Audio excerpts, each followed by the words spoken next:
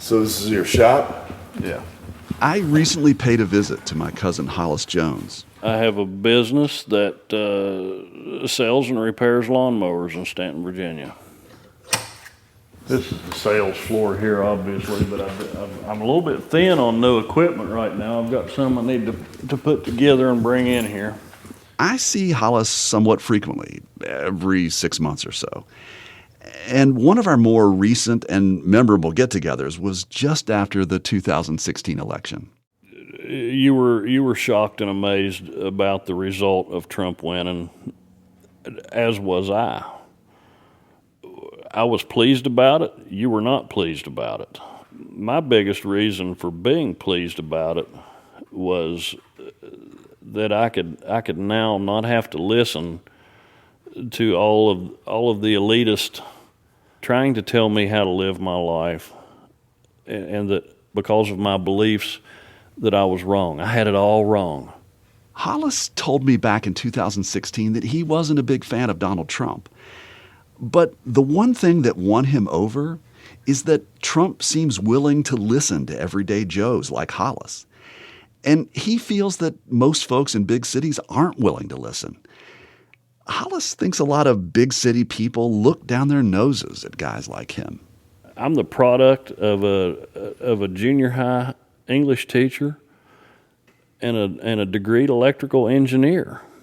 I didn't finish college myself, but that certainly doesn't mean that I'm a dumbass nose-picking hillbilly.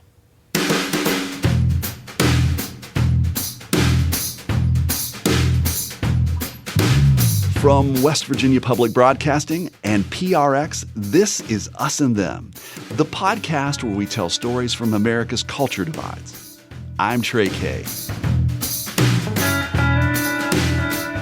Despite the fact that I'm more of a city mouse and cousin Hollis is a country mouse, he and I are pretty tight.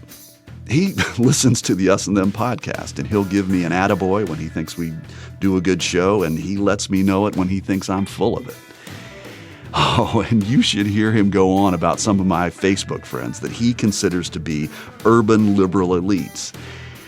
Sometimes he'll give me an earful about that, but he never does it in a mean way. It's always tempered with cousinly love. Talking to Hollis got me thinking about the midterm elections. I mean, they're only a few weeks away, and a lot of political prognosticators have been focusing on the split between rural and urban voters. And that split seems pretty real to me. And I can't help but wonder how it's going to affect the election. So I decided to speak with 3 journalists who report on rural issues and who live in rural places. I wanted to know what they're hearing from the people they talk with every day. So first up, I'm Tim Marima. I'm the editor of the rural news publication Daily Yonder, dailyyonder.com. For years, I've been fascinated by the Daily Yonder because it's a national online publication that focuses on small-town America. They keep an eye on how national policies reach or ignore rural USA. And since mainstream TV and newspapers have retreated from rural communities, the Daily Yonder seems to be fulfilling an important need. I am Madeline Beck. I also wanted to talk with a reporter, someone who's out in the field every day. Right now, I am the ag reporter for Harvest Public Media, but I also report on... Now, if you don't know Harvest Public Media, they're a network of reporters with radio and TV stations throughout America's heartland. And they focus on issues that deal with food, fuel, and field. I was happy to speak with Madeline because she really knows rural. She now lives in western Illinois, but she grew up on a cattle farm in Montana, and she really understands the economic, environmental, and health issues that rural people face. Well, I'm Mason Adams. And I wanted to talk with a reporter who covers Appalachia, where I come from. I've been covering Appalachian community since 2001, grew up in the area. I've been particularly interested in Mason's work because he manages to combine the sensitivity and insight of a local reporter while putting all this local information into a greater national context. His writing is beautiful, And it helps me look at an area that I'm familiar with and see it differently. So, as we approach the midterm elections, I keep reading several reports that encourage us to view these elections from the perspective of the rural-urban divide. And I guess my simple question is there really a rural-urban divide? I mean, there definitely is, but I think it's not in the way that it is often perceived. I think people like to see the clean black and white, one and the other, when things are much, much more complicated. Like just day-to-day life is different in rural areas than it is in urban areas. But I think there's a lot of the same kinds of people in both. And I don't know, I think focusing too much on the divide divides people even more. And I've heard that from people just on the ground, farmers that I've chatted with. They don't want to be just perceived as the guy in the rural area who voted for Trump.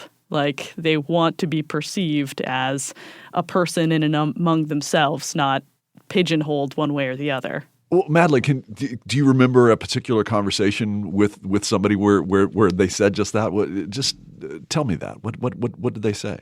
The one that immediately comes to mind is when I was an energy reporter in Wyoming, actually. I was interviewing some folks who were part of the layoffs from coal, but had been hired back. So I talked to a family, a guy who'd just gotten hired back, his wife, a couple kids were in the room. And he basically said, like, yeah, I'm in rural country. I work for a coal plant. But it doesn't mean I'm pro-coal industry. They're still my boss. I don't always believe in what they do. Like they're forcing me to decide between me disliking what my boss says and me having to defend my boss because everyone's against me and coal. By saying they're one thing or another thing, it forces them to go farther into a polarized view. Can I build on what Madeline said? Yeah, please. Her earlier point is absolutely correct, that it's human nature to generalize and to see things in black and white. And it's an oversimplification every time. So there is a cultural divide, but it's more prevalent in online life than it is in real life. I think that's partly because of social media and smartphones. And even in rural areas where broadband infrastructure is not the greatest, most people have smartphones. And so I think, we went from an era, I'm 40 now, I'm 41. And when I was growing up, there was 4 TV stations, the nightly news. You talk with politics, with your teachers or with people that had a bumper sticker, but you weren't getting pounded with it all the time. Whereas now with social media, people can tailor their news streams, they can tailor their friends list. And because it's in your pocket and most people have their notifications turned on, you're just getting poked all the time. And a lot of the way those online discussions tend to go is that the more left or the more right person, depending on one's persuasion, is pushing others. And so things tend to slide to the extremes in online discussions. And a lot of times people just kind of, I think, will be quiet because they get a little uncomfortable and they just kind of go along with the flow. Whereas I think when you talk to people on an individual level, they look for more common ground.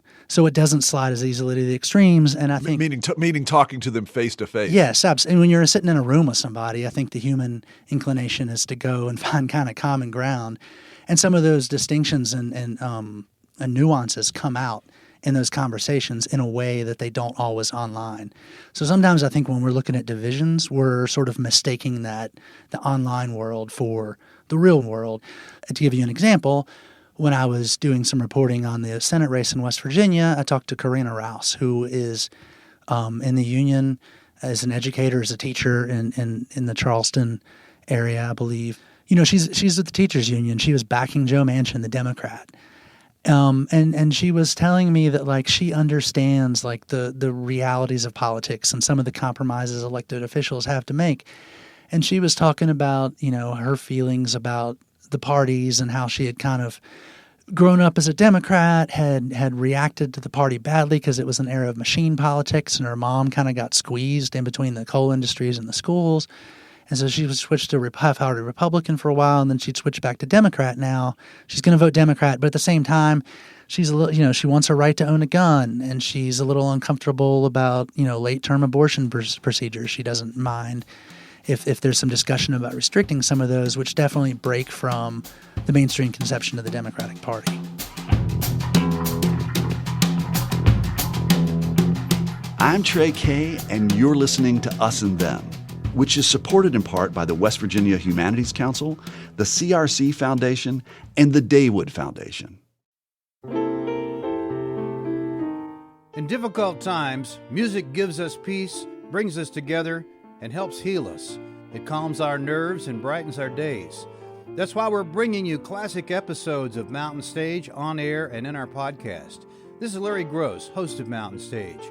Find something that's familiar or brand new and feel the power of live music on our website, mountainstage.org.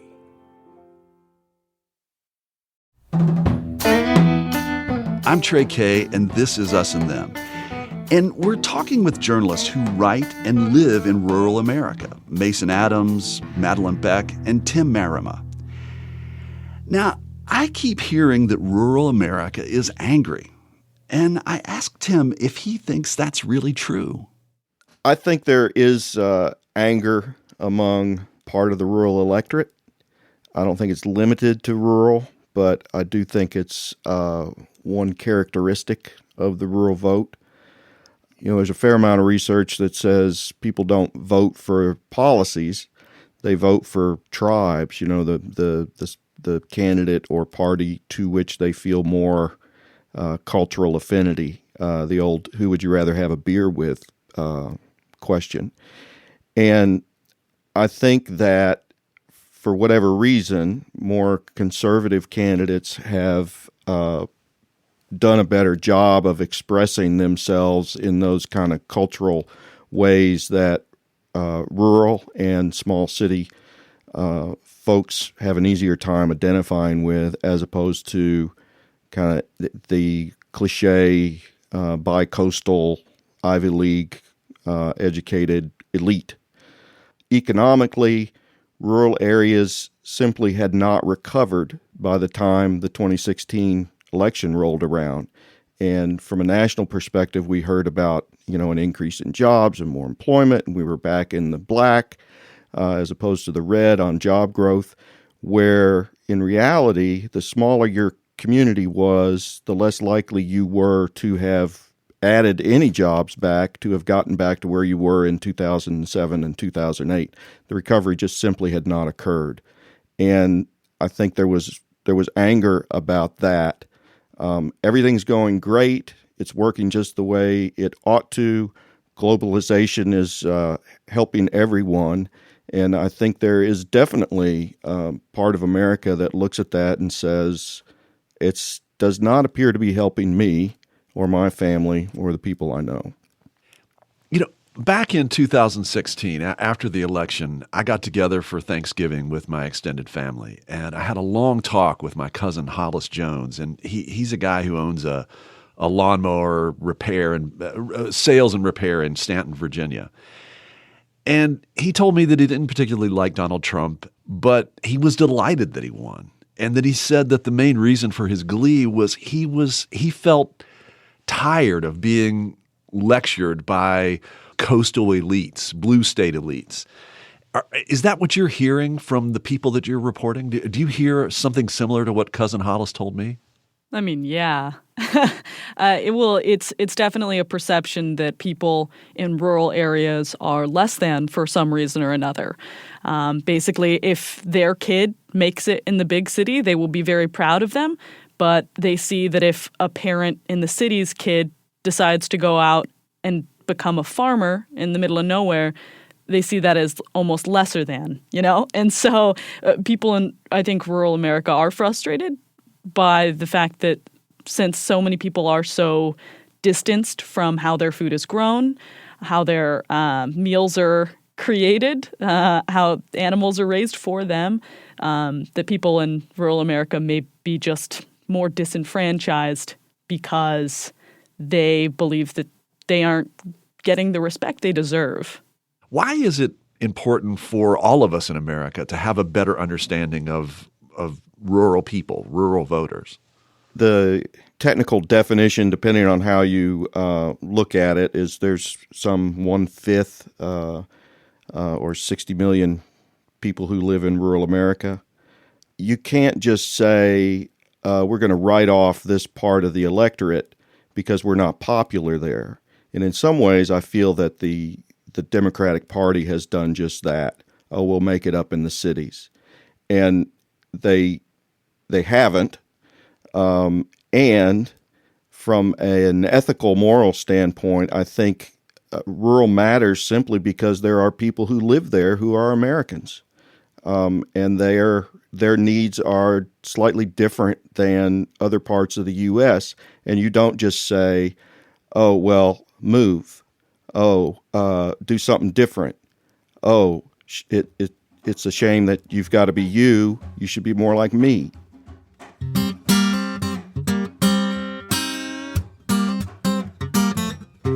When I was a kid growing up in West Virginia, I was really into presidential elections.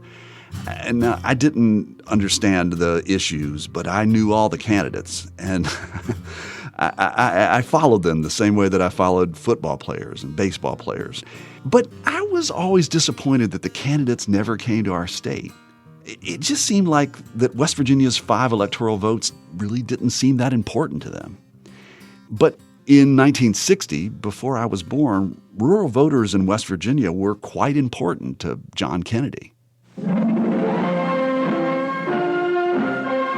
Senator John F. Kennedy opened his campaign in the West Virginia primary with a press conference on the steps of the state capitol in Charleston. The great issue confronting West Virginia in 1960, and in a sense one of the great issues confronting the entire United States, of course, is economic development.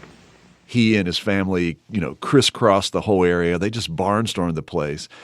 And there are people in West Virginia, if you were alive at the time, everybody has a story of JFK coming to town and meeting him and shaking his hand and all that stuff. I'm wondering if Donald Trump or the people who are, who were planning his campaign or who are actually planning his schedule now realize just how important it is to have the candidate come to rural places like West Virginia. I'm wondering if any of you could comment on the impact of really showing up and connecting with rural people. Yeah, I mean, face-to-face is always valuable. I mean, like in Montana where I'm from, it's often people have to go out to the farthest reaches of the state. And even if you don't particularly like a politician, if that politician made it to your front door in rural nowhere area, you're going to vote for him, probably. I mean, if you can see that someone's actually trying that hard, it's just the fact that in urban areas, it's more likely they're going to make it close to your front door than you're going to see anybody in rural America. And I think they do feel left out with that. If someone's not trying hard enough to even make it near their area, within 100 miles of their area. I am thrilled to be back in this incredible state with thousands of hardworking American patriots. Thank you. Thank you. Donald Trump clearly understands the importance of this. I mean, he's come to West Virginia several times now. The people of West Virginia love our country. They honor our history, and they always respect our great American flag. I wanted to see Donald Trump stands up for coal, and I'm a coal miner, and I just had to be there. Oh, I loved it. Very uplifting, very much for our United States. We love it. I thought it was pretty awe-inspiring. President Trump touched on a bunch of the things that we find important within my family and within my community. Look at where he's doing his rallies. He's going to Missouri. He's going to Montana. He's going to these areas that, obviously he's going there because there's a Senate seat in play. But he's also going there, I think it makes a difference to those people. I mean, on the Democratic side, Bernie Sanders visited West Virginia a couple times. He won every county in the primary against Hillary Clinton. And, Hillary did her stops, but I think people felt like she did not speak to them directly. She wasn't speaking to their issues. She wasn't doing rallies in West Virginia. I mean, and from a strategic standpoint, why should she? She's not going to win. Like I said, a Democrat hasn't won West Virginia since 96. So I understand the strategic aspect of it, but I do think if you're a resident of that state, if you're a Democrat, you might be, you may understand it on a head level, but your gut level is going, well, does she even care about me? Why isn't she coming? I think there's the retail politics part of showing up in rural America, which is important, I agree. What Republicans have also done is leveraged that retail into wholesale with the media infrastructure that exists in rural areas, especially talk radio, evangelical Christian radio stations, Fox News. I would say those are three very important media sources for reaching rural and small city audiences. So you can make your appearance, and that's great for those people who are there. But that appearance then is the image that goes out into those channels of communication that rural folks tend to trust more than coastal media. So you get a great synergy off of the photo op. I think that's a critical part of the perception that there's an urban-rural divide, that for coastal folks, you can say, well, gosh, it was in the New York Times. Doesn't everybody know that? It's like, no, not everybody does know that if it was in the New York Times. Was it on the Christian Broadcasting News Service? Was it on Fox News? Was it in the weekly newspaper?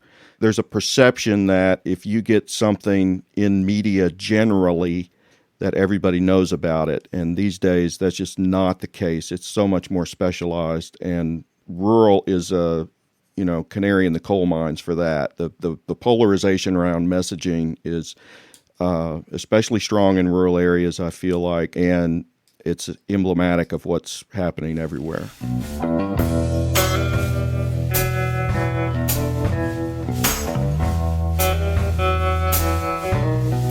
In the run-up to the 2016 election, the word from pundits in the mainstream news media was that it was supposed to be the year of the Latino voter. They were supposed to be the deciding factor that would, as a writer for Politico predicted, deliver a historic rebuke to Donald Trump and the Republican Party. Well, we all know what happened. And analysis of that election showed us that rural voters had an even bigger moment. People in rural states showed up and cast ballots for Republicans in percentages that hadn't been seen in recent memory. Why did this happen? Some scholars and journalists, like the Daily Yonder's Tim Marima, say it's about the economy. People in rural America felt left out of the economic recovery. Others say it was about the culture changing in ways that makes rural Americans feel uncomfortable. New ways of looking at race, religion, gender, and sexuality. It's complex, of course. There's no one simple reason as to why many rural voters turned out for Donald Trump. But maybe one message rural America sent in the 2016 election is, you can't ignore us.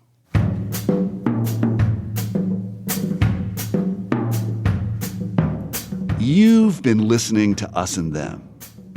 Hey, if you have your eye on the midterm elections and are interested in a thoughtful conversation about the us and them divide between red and blue America, check out Red State, Blue State, a special series that Us and Them in West Virginia Public Broadcasting is doing with KCRW in Los Angeles. The new episodes drop every Friday between now and the midterm elections. You can learn more by going to wvpublic.org or kcrw.com.